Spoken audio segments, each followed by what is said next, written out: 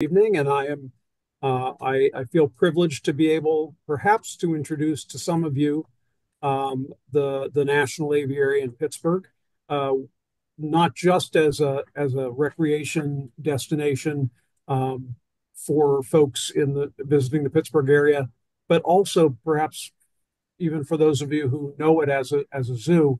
Um, Perhaps for the first time, I'll have you understand that it's a conservation organization that's very active. Much of what we do is perhaps not as much in the public eye, but some of it is. And I'll try to give you a good sampling of the sorts of things that we have going on there behind the scenes. When I say behind the scenes, that doesn't mean that you might all not be able to come and see some of this yourselves on a visit to the National Aviary. We sometimes have special talks that are being given at certain times by people involved with some of the conservation projects that I'll be mentioning here. Um, the thing of it is that even though the National Aviary is in Pittsburgh by a bit of a quirk, simply because it was a bill that was introduced into Congress and passed and signed, uh, we are in fact a national organization in as much as our reach in the bird world, but it's actually beyond that. It's really an internationally renowned facility as well. And I'd like to take you around a little bit. First, I'll just point out that if you haven't visited our website, aviary.org, go to the conservation tab. That's where you're going to find a lot more information about some of the things I'll be speaking about tonight. Um, and I made that bigger for those of you who might have had a little trouble seeing the fine print. So aviary.org/conservation. Um, on under the conservation tab, you will see a link to our Flight Paths newsletter. This is the current edition. It's an occasional newsletter. We try to do at least one a year. We sometimes do two a year. Um, but it's the document that will tell you the most about the conservation and research going on at the National Aviary. If you are so inclined, and I strongly encourage it, to become members, even at a distance, even if you don't think you're going to walk through our doors. If you become members, you will receive another newsletter known as Bird Calls, which will keep you updated on the actual happenings at the National Aviary, including education programs and hatchings and new acquisitions and all sorts of things of that nature. So, but when you become a member of the National Aviary, you are importantly, supporting bird conservation here in Pennsylvania and around the world. Um, the Flight Paths newsletter is archived, so you can look back and read for yourself a lot about not only what I'm talking about, but additional topics as well. So I wasn't kidding. We're really an international. We're all around the world. So let me sort of take you on a little tour and show you some of the wide range of things that we do for birds in the world. And we're going to go first to South Africa or to Southern Africa because we also work in Namibia, where we work with the African penguin, which is, as you know, a highly endangered penguin species. And among the many things that are endangering it are oil spills. And this is a picture of an oiled African penguin. Our crews, we've actually sent people to South Africa to help to address spills. When spills have happened, our experts have gone down to help with that. And we support a group called SANCOB, which is an oceanic bird conservation group, South Africa.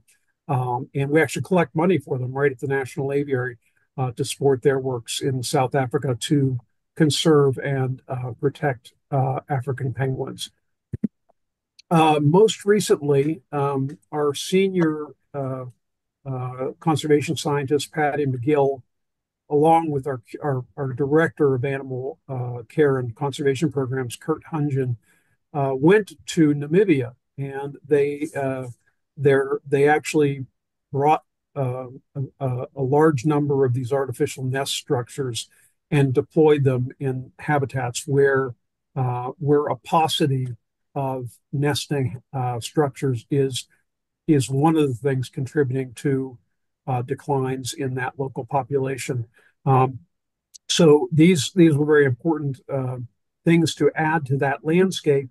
And Kurt actually just sent me a message this morning, and in it he reported that 25 of the burrows that they'd put out on Possession Island off the coast of Namibia were being used by African penguins during their molt.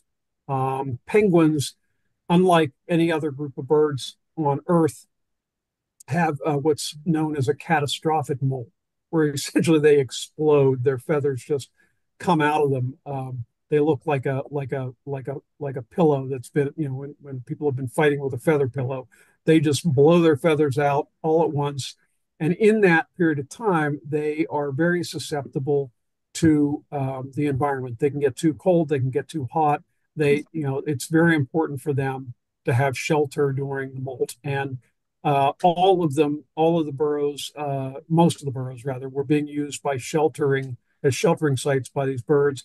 But it's well known by people who study the penguin population that if they found a place suitable for sheltering during the molt, they often then use that same area as a nesting site. And indeed, Kurt said that already one of them has 2 eggs in it. So those are hot off the press bits of information for you.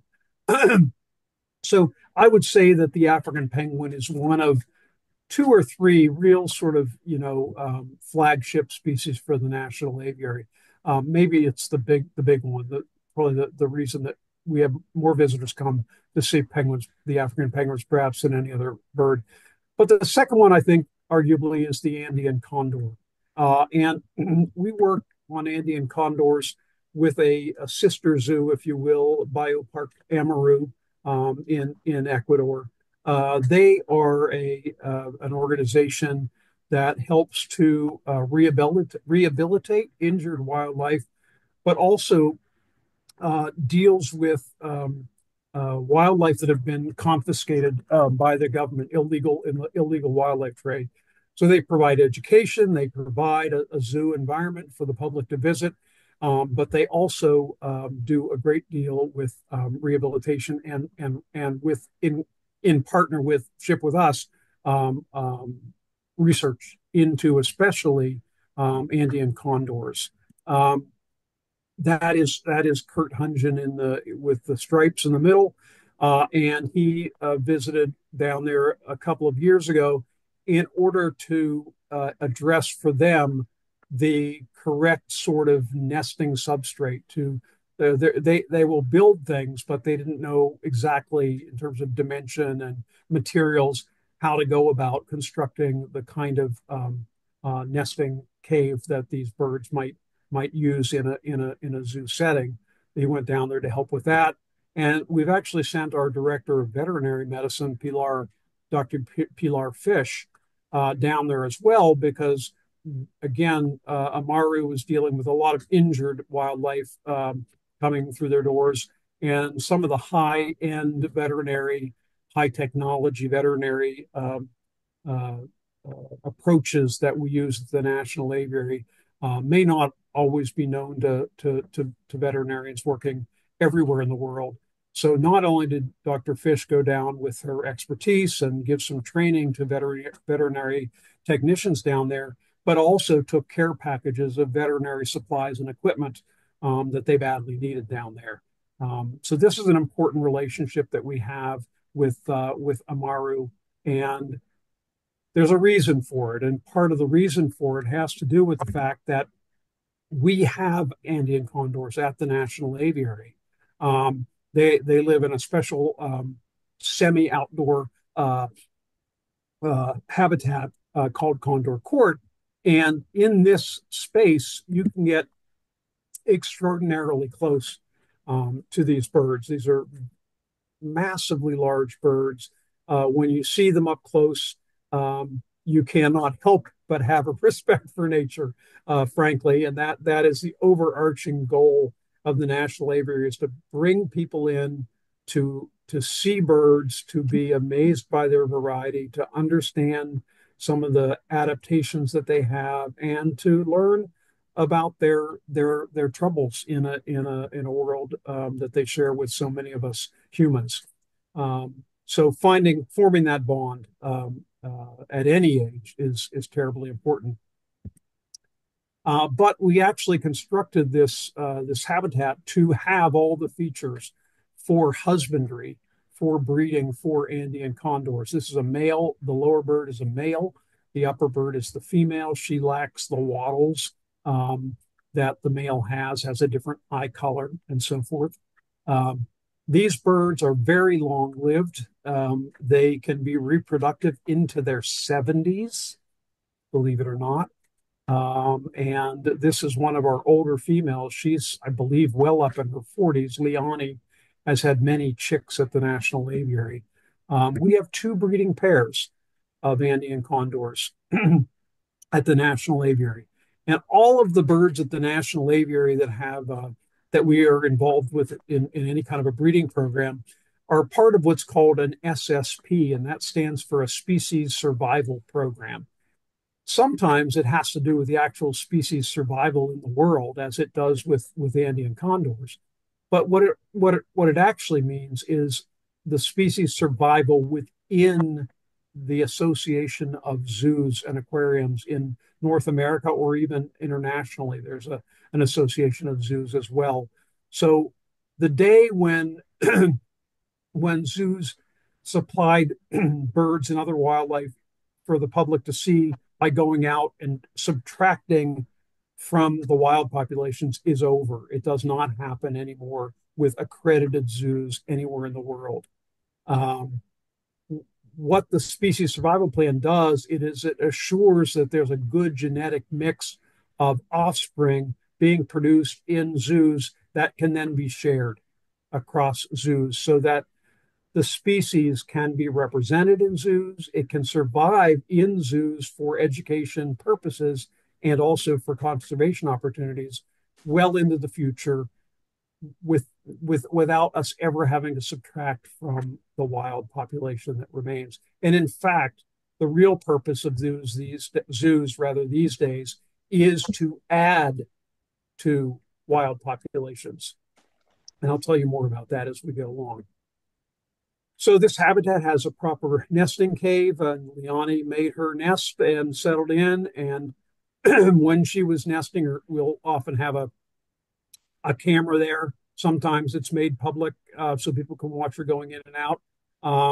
This was the most recently hatched young Andean condor that we had, and a young condor is all brown and easy to distinguish from the adults, but they grow every bit as big as the adults in short order. One of the important things about a species survival plan is not only that it maintains this production of genetically, intermixed individuals that are healthy, but it necessitates that zoos share. We aren't in the business at the National Aviary, nor is any zoo, of just growing a population of a species willy-nilly.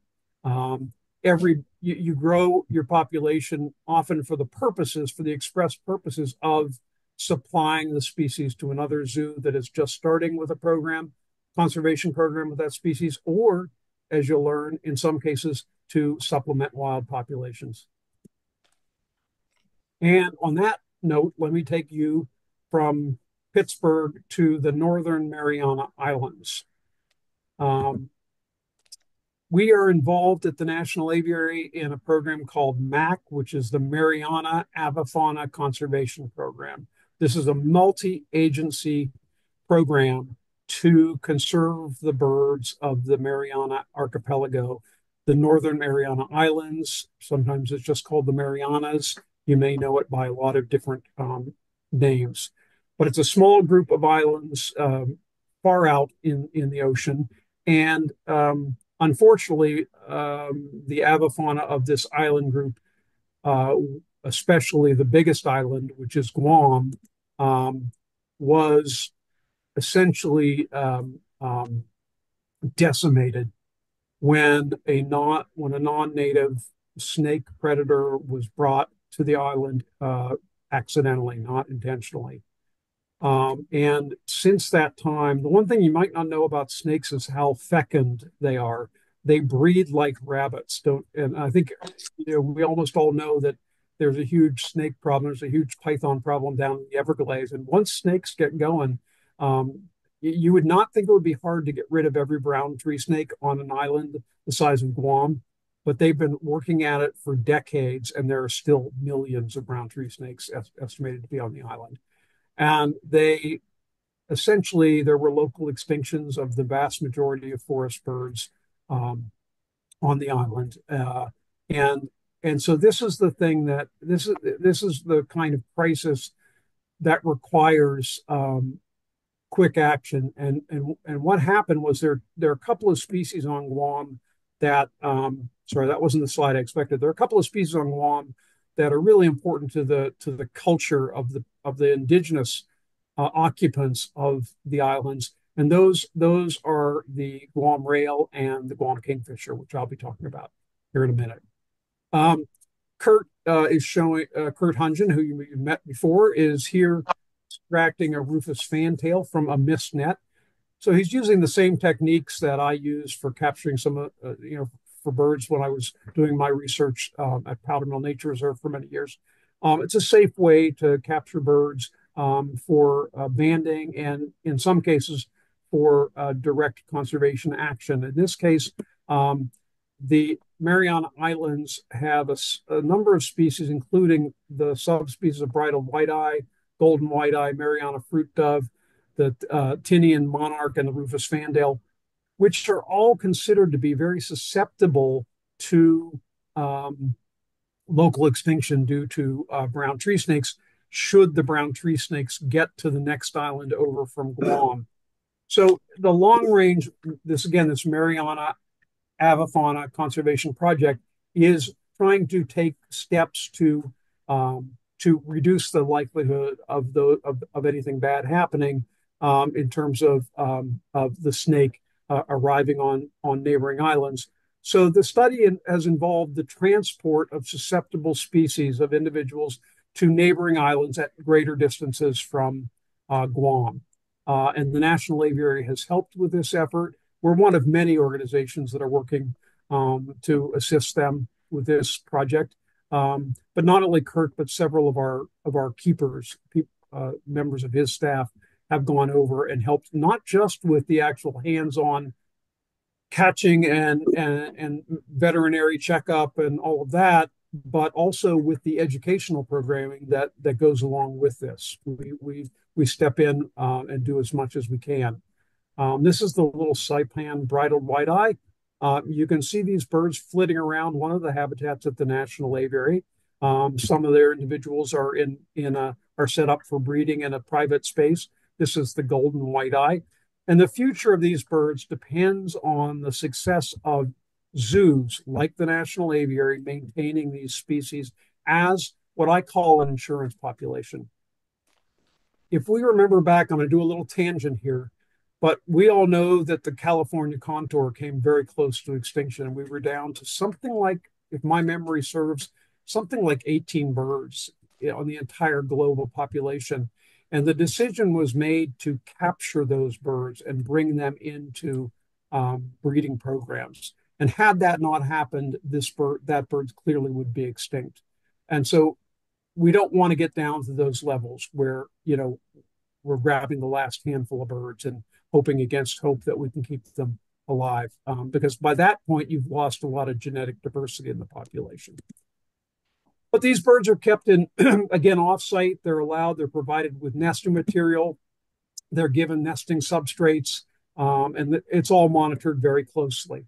And one of the ones that we've focused on in this Mariana Island Guam situation is the Guam rail, which is a near flightless bird that is extinct was extinct in the wild because the brown tree snakes were eating them all.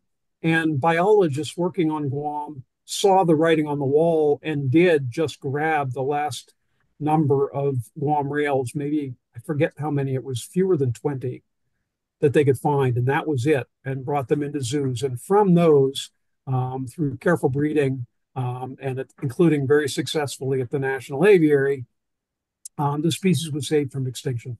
Um, Probably no zoo in the world has supplied more young Guam rails over the decades than the National Aviary. And the exciting thing is that these birds have been reintroduced into the wild uh, on a snake-free island near Guam, and they're being studied by researchers. So that's the case where you might come to the National Aviary and you might see some Guam rail chicks skittering around, but many of those chicks, I forget how many it was, I think it was about 40 of them, of the chicks produced at the aviary over several years, were made part of this reintroduction program on an island near Guam. And also extinct in the wild. Well, let me go back a second and say that the Guam rail was considered extinct in the wild until these releases of birds. And once the releases were successful and the birds were known to be surviving, and I will tell you that birds from the National Aviary that went there have already been proven to have paired and produced young. And the young of those birds have produced young. So we're 2 generations away already from the reintroduced Guam rails from the National Aviary and other zoos on that island. So they're no longer extinct in the wild. They're now considered critically endangered. Critically endangered designation is only good news when you were formerly extinct. And the same thing has happened now with the Guam kingfisher. The Guam kingfisher is a little bit more of a difficult bird to breed in captivity than the Guam rail. But the National Aviary aviculturists basically don't sleep until they've figured out all the things that these birds need. That might involve changing the photo period of the space that the birds occupy. That's why they're off exhibit, so that way they can be on a computer regulated photo period. The humidity, the temperature, and then adding in features of the habitat that they might need. Circled on the right is the tree cavity. They nest there. It's a cavity nesting. It's kingfisher. They nest in cavities. So it takes a lot of work. And again, none of this is in front of the visitors to the National Aviary. This is all behind the scenes work that we do. We hope that we educate everybody to the fact that we're doing these things, and I think we do a pretty good job of that. But we do it and we're successful. This is one of our young technicians who's helping to hand rear. We don't always parent rear. Sometimes these birds are hand reared by our own staff from very young age, and then not only fed until they're grown like this, but we've even gone in one case. The one aviculturist made certain that the bird was able to capture live prey. So instead of just putting mealworms or something, in a container for the bird to take out of the container, they released tiny, small geckos of some kind into an exhibit where the bird could actually capture them, and they videotaped and made sure the bird was displaying natural hunting behavior. It was, and the exciting thing is that this bird, which is known as the Sihek by the indigenous people of Guam, is a very important species, as the Guam rail was. And there's a huge splash, this multi-institution effort to bring this bird back means a lot to this entire population of people. And you can see circled on each of these things that were project posters that came out. Circled is the National Aviary, but you can see there's a long list of other zoos that are working to help these birds. But if I'm trying to think if there's an equivalent in North America, but if we had a bird that was like just going away, and it took a national effort to do the right husbandry and do the careful genetic workups to make sure that the breeding was done in such a way that you were left with a healthy population in human care that grew large enough to then release back to the wild. If you can imagine a bird, whatever it was, the cardinal that we all love, something that ever became that rare or at risk of extinction, how important it would be, and it is a big deal. This was the actual release of the first Guam kingfishers into native habitat near the island of Guam. This happened just this last fall. And the first one released that they snapped a picture of was one of the chicks that was hatched and raised at the National Aviary. And you can imagine this makes everybody who works at the National Aviary feel very good about going to work every day. It's hard work and it takes years and years, but when it's the difference between a bird being extinct in the wild and having a chance to live in the wild again, it's pretty heartening for all of us. Let's go somewhere else. Let's go to Hispaniola. And we're going to go to the Dominican Republic with Dr. Steve Latta, who is my colleague, my boss at the National Aviary in the Department of Conservation and Field Research. And Steve and I have known each other for a long time. Steve's interests have always been in migratory birds, and he kind of, from me, learned another area of research interest with birds as indicators of environmental change, and then using birds to promote conservation action. So this is kind of the three-footed stool that we use in our department to try to direct how we decide what to do, how to do it, when to do it, where to do it. So Hispaniola is an island in the West Indies, and half of Hispaniola, or a little more than half, is the Dominican Republic, and the other fraction of it is Haiti. And as you can see, there's a very different situation with respect to forest landscape on these two in these two countries, which meet up right on a very narrow line. And so the difference between them has to do with population size of the human beings. We know that growing human population is a problem. It is the root of many environmental problems around the world. When you have a lot of people and you have fewer resources for those people to just live their lives, they often abuse the resources. So forests might not be as important as pasture for a few head of cattle. And because the pasture is poor, they have to take down a lot of forest and so on and so forth. This is a story we should all know very well. But Steve has worked with Joe Wonderly, who is a big, well-known individual in the tropics and West Indies, and has written several of the books, bird guides for the area. But Steve has looked at, was one of the first, in fact, to look at the shade-grown coffee question. This is one of the very first papers that was published on this topic, and it was based on Joe Wonderly and Steve's work in the Dominican Republic. This is another one. And again, this just shows that this is a sun-grown coffee plantation. So they've completely taken the forest away, right? There's not a forest tree there. And the yields are very high. So then you can go to the grocery store and you can buy your big can of coffee for a small price. And you think that's a good thing. And it's actually a terrible thing. And it's really important that if you're listening to this talk, you think very, very long and hard about the fact that as a consumer, you can make a choice to support a version of coffee growing that's called shade coffee that is very different from this. It, rather than subtracting forest habitat, it modifies forest habitat in a way that permits the growing of coffee in the understory of a forest. And if you use bird-friendly certified coffee that's certified by the Smithsonian Institution, then they've put their biologists on the ground to actually inspect the plantation to show that it isn't what you're seeing here on the slide, and that they just planted 3 trees in 3 different places in that field and called it shade grown. It's got the actual structure of a forest, not just a few token trees in it. But this is a huge thing. I don't have time to even go into it all. But it doesn't just benefit North American migrants that winter there, although it does, and that's what Steve's work was about.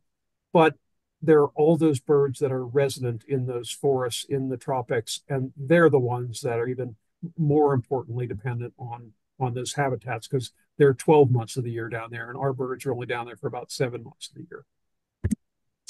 Steve is he's a birder, so he's been birding his whole life, and his name is on an awful lot of the field guides of in that part of the world. And this idea of meeting conservation challenge by popularizing bird watching by basically just getting people to respect their natural environments because they appreciate the birds in them is a big part of the mission of the National Aviary. Steve actually co-authored one of the first, actually the first birding trail in Latin America. So these are things that were, and Steve he's a PhD scientist. I mean, his primary work is doing field research and writing technical peer-reviewed scientific publications. So I wanted to say that while we go a lot of places in the world, we are right here in Pennsylvania, and I in particular have a lot of interests in bird study in Pennsylvania, and so we don't ignore that. And one of my favorite birds to study is the Louisiana water thrush, and I've been studying that. I formerly was at Powder Mill Nature Reserve, which is a field research station of Carnegie Museum of Natural History. And I was there from about 1980 until the end of the second Pennsylvania Breeding Bird Atlas, which I coordinated from offices there at Powder Mill. And then I came to the National Aviary. But from about 1995 until today, I've been studying Louisiana water thrush. And my initial interest was in whether water thrushes could be a bioindicator of stream water quality. Specifically, I studied populations of water thrushes on unimpacted streams and streams that were acidified from either acid deposition from mine drainage or acid rain. And this is an article that appeared in Birding Magazine that was authored by Felicity Newell, who has herself gone on to become a very good ornithologist and avian conservation biologist. But at that time, she was working as a field assistant with me on Louisiana water thrush study at Powder Mill. And we looked at we caught the birds on the streams, we banded them, we followed them, we learned out what their territories were. We measured their nesting success, and all of that led to a paper recently looking at the effects of acidification on them, and it's quite pronounced. Subsequently, Steve Latta has worked with other students. He's an adjunct professor at a number of local universities. He's done some molecular analysis to confirm some of the things that our findings of our previous study implied might be the case, and he's been able to confirm that. He's particularly interested in carryover effects. So how does what's happening on the breeding grounds affect survival on the wintering grounds and vice versa? So these are the kinds of things we're doing.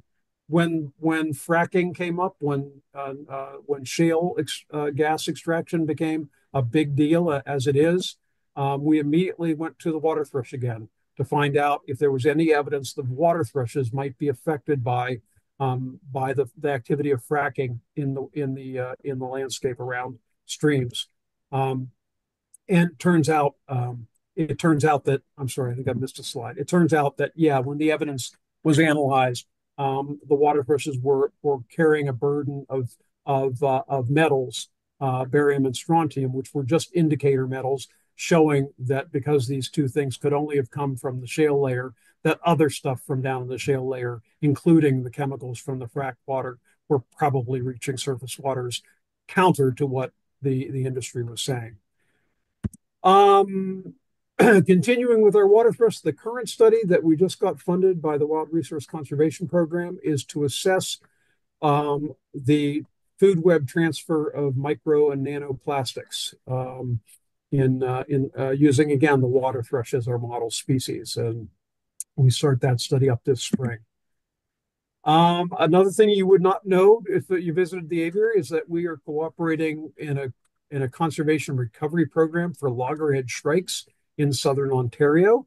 We have multiple breeding pairs of loggerhead shrikes, and we've been very successful. And those birds are all destined for return back to their a wild habitat. And these birds have all gone to southern Ontario and been part of the releases there.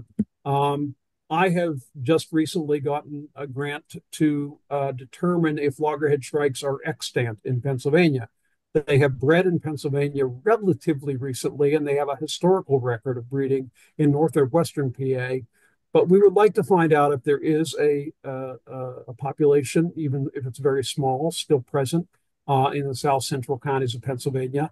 And should we find that there is a population, and should we find that the habitat is there, then certainly the next thinking would be the possibility that any remaining population could be bolstered with captive bred birds released as they're doing in Ontario. And since 2019, there's this little bird that some of you may know. The National Aviary is directly involved in searching for the ivory-billed woodpecker. And Steve has been down in his study sites in Louisiana for several years. And when the news came out that the federal government was going to take the ivory-billed woodpecker off of the endangered species list and claim it to be extinct, Steve and his colleagues quickly did a full analysis of all lines of evidence, and we think that this has been sufficient to convince the powers that be to leave the bird on the endangered species list, which will continue to allow it to receive some protection. And I'm gonna bring up another project that I do, which is Project OWLNet. Some of you may know about this project. It's a project to study the migratory habits of the northern saw-whet owl. There are about 150 sites across North America and as many as 14 in Pennsylvania. I started one in Sewickley Heights Borough, and since that, there has been a site established in southern Allegheny County in Boyce Mayview Park, another up in Harrison Hills Park. And so we have this triad of sites, and with, again, funding from the Wild Resource Conservation Program, we have begun to do some studies to fine tune our understanding of the migration of northern saw-whet owls. Here's a little bit. You catch the owl, you band it, you assess whether it's a young of the year or an adult. And in these owls, you can actually pin the age pretty precisely to know whether it's 2 or 3 or even 4 years old based on the pattern of the wing molt. And we've been tracking this bird. I started the program in 2013, and this past fall, 2024, was our tied for our highest number of saw-whet owls in a fall season. Mm-hmm. The nice thing about Project OWLNet was 150 stations in North America, all targeting one species of bird. We get to exchange owls with each other. So this shows a bird that had been banded originally in southern Alberta, Canada, and made not necessarily a direct trip of 1,500 miles, but ended up in the park. And others have come straight down. And this pretty much follows the same pattern that we know exists for boreal birds, wherein the birds from Canada all the way from the maritime provinces to Alaska all essentially funnel. So there's an eastern bird set that funnels all the way from Alaska across the Great Lakes and then south in the Appalachian Mountains, and then some stop in the southern U.S. Some go off into Mexico, some go off into the West Indies, and so forth. But Western Pennsylvania, especially, is a bit of a pinch point for the bird movements from across the entire boreal forest. I had questioned whether we could also learn about the migrations of long-eared and barn owls, which are species of special concern, by expanding our Project OWLNet efforts to include those species. And for that, you have to stay tuned. We began this project again with Wild Resource funding last fall, and we did not catch any birds. But we will continue into this spring and next fall. That's how long the grant lasts. And I will tell you that when I started the Project Owlnet for saw-whets, at my site, we did 12 nights of coverage and caught nothing. And my one principal volunteer, the guy I had suckered into coming out with me every night, he's like, Bob, he's like, is this like a snipe hunt? He wanted to know after like 11 nights with nothing. But on the 12th night, we did catch our first saw-whet owl, and we've now caught upwards of 400 of them. So we really don't know about long-eared and barn owls, and it could just be because you have to try to detect them in certain ways, you know, faithfully over an entire migration season or more in order to find out. So that's what we're doing these days. Little asides, when the airport, which is near to the west of the city, had a guy who was working for the USDA Wildlife Services, Bobby Fromack, and he was really interested in the fact that the owls were showing up in the areas, the grassy areas in between the runways. You see the owl, don't you? It's the short-eared owl that's hiding in the grass, and they were coming in great numbers to the airport. And of course, they were a danger to the flying public as well as to themselves. One snowy owl showed up as well, and Bobby was extremely good at trapping these birds. I never had to trap them. He trapped them and gave me a phone call. I just got to band them and admire them. Uh, and then these birds were translocated away from the airport and released. And that was the point. Bobby was, sometimes wildlife services people they get a bad rap because, they have to get rid of the wildlife. And sometimes that means lethal means. But he said, no, these are birds that are, in this case of the short-eared owl, species of special concern in Pennsylvania. And he wanted to see if translocation was valid. He needed to find a bird bander who could put the band on so that he could demonstrate that if he moved them, they wouldn't come back. And I'm happy to say that indeed was a successful effort.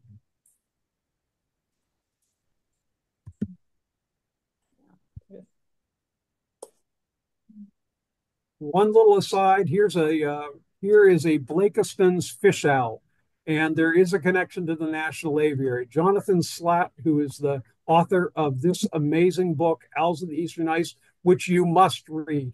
If you're listening to this, go to your library, get this book and read it. It is a fabulous story written by him.